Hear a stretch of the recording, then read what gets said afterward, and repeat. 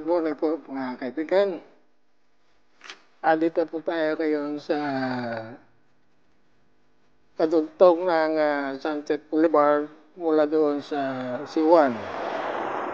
At itong section na ito ay ito ang dulo mula doon sa C1 na at pinakadulo ay hindi pa yari na konting pasensya turista.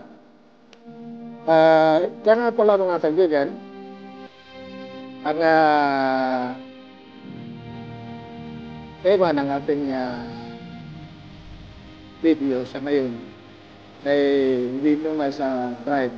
Pero ride ito ginagamit ko sa ating paglalakad pagpunta rito sa Boulevard na siyang popular na lugar ngayon dito sa Iloilo.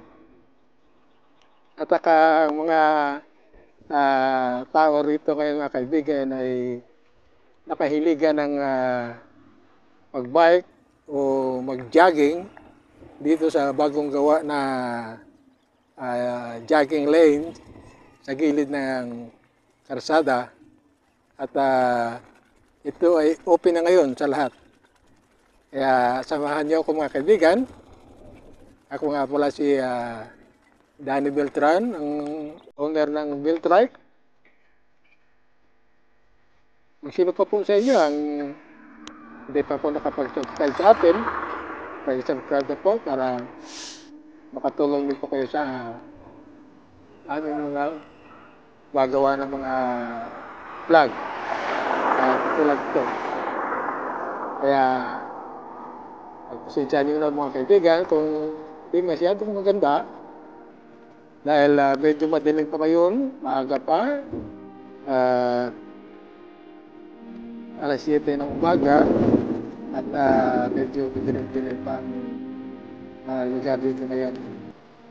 Pero okay lang mga kaibigan, pwede nating pagpasensyahan itong panahon ngayon. Pero maganda ang panahon ngayon mga kaibigan, sunny at saka hindi masyado ang ulap, maaaring mga tanghali medyo mainit na. Kaya samahan niyo ako mga kaibigan.